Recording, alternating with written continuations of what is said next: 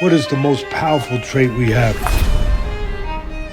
You need power, speed. Let your imagination do the rest. Undisputed, the Mexican Monster Pack out now. Boxing King Media, we're here in the MSG, just in the final press conference. Ellie Scotney, I've got to say, how proud are you of her, Shane, to be amongst all these great women? Obviously, you've shared the entire journey with her. This must be like a surreal moment for you. Yeah, very, very happy for her. I mean, this is the best stage to be on in terms of globally.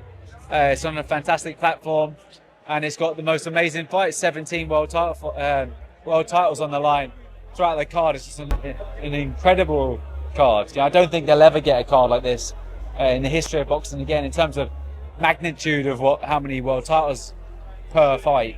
And yeah, she's earned it. You know what I mean? She's 10-0, and she's fought a lot of unbeaten people, a lot of very good challenges. She's already got.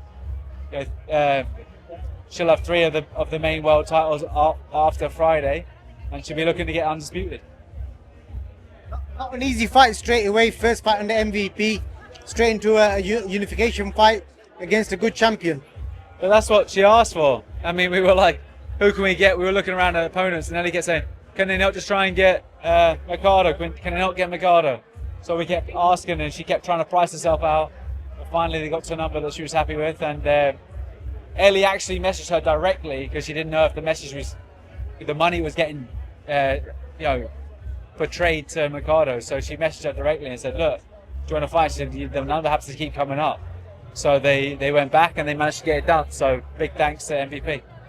Tell us what you're realistically expecting from this fight, because I've seen a lot of people in recent times speak very highly of Ellie and basically talking about the fact that she probably doesn't get the credit that she should be getting for her skills and the way she fights. Yeah, I mean, I think she will start getting the credit. I think it comes with the big fights and the big opponents, and I think Mercado's boxed Serrano, so she's been in there with some of the best. So if Ellie gets a chance to put on a great performance, and I think she will. Does a really good number, and I think that's something we can measure against to see how good she really is. But I think a lot of the time she's boxed, she's boxed down the cards and stuff like that, and I don't think it's been on the biggest of cards. I think this is the breakout fight for her for sure. Who wins the main event? I think Katie will win it again. Whether she gets the decision or not, I'm not sure, but I think she should win it. Fascinating. I'll quickly ask you about Adam Azim. We've just seen him. You was at his wedding. He got married about a week or so ago. What do you make of that? Getting married at 22. How will that kind of shape up his career and him as a person? Because obviously you spend a lot of time with him. Yeah, but he's known his wife for a long time now. So they've known each other for over 4 years. But they've never really furthered anything. And I think it's a time to get married and settle down, and I think he felt that was the right time, so we're all supporting him. She's a lovely girl, and Az and his mum are all behind the marriage, and I'm really happy for the guy. Because it's weird, because within the communities, like, he's had a bit of negativity basically because of his age. People are saying it's quite a young age to get married. I know you got married recently, didn't you? Yeah. But you're getting married soon. What do you kind of make of all that mix of obviously getting married at 22? If he's found the right one, then that's the most important thing. It doesn't matter if you're 18 or 40, 50. You know what I mean? A lot of people don't find the right person, and it takes them longer. But Adam has found the right person. Put beautifully there, Shane. I want to ask you about Eubank Jr. He's been slammed with another fine. I don't know if you've seen it or not. For the post he put on Instagram of him in the sauna suit, apparently he's been fined £10,000 on top of the 100k and whatever the fines is. What do you make of that? Is that a fair fine for what he did? No, not in my opinion. And I think sometimes they make up their own rules, and I don't think it's fair. I think they've taken enough money off him, and I think that's just it's just a principle thing. But you got to adhere to them if you've got a license with them. So that's the most important thing. He's adhering to the rules and he's paying the fines. I just don't think. I think they should have. They should have let him off with it for sure. And you saw what happened with YAFAI. His opponents tested positive today. Shocked. Is that? Francisco Rodriguez, yeah. very. I mean, there's 2 people who tested positive today, but that The other one. the guy that's boxing in Morel. Yeah, but I'm really gutted for YAFAI because he's, that's a fight that's taken a lot out of him. Whether it's taken a lot out of him physically and mentally, I don't know.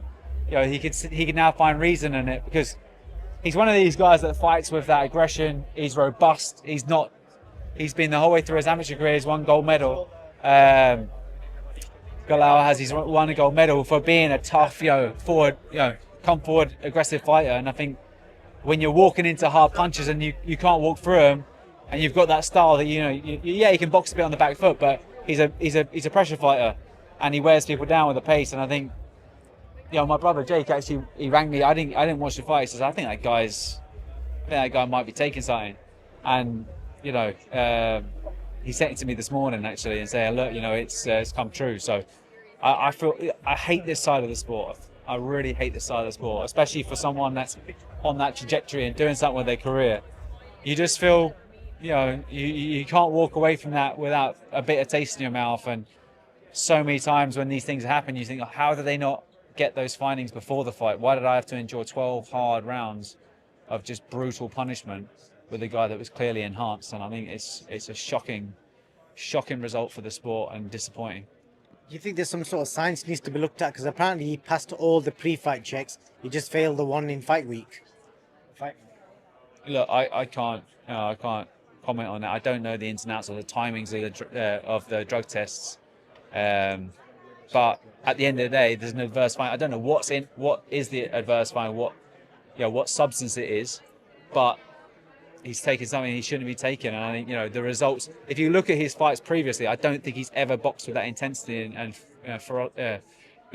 ferocious punching power, and the way he was just like constantly winging from his boots, not fatiguing throughout the fight. It looked like he was on something.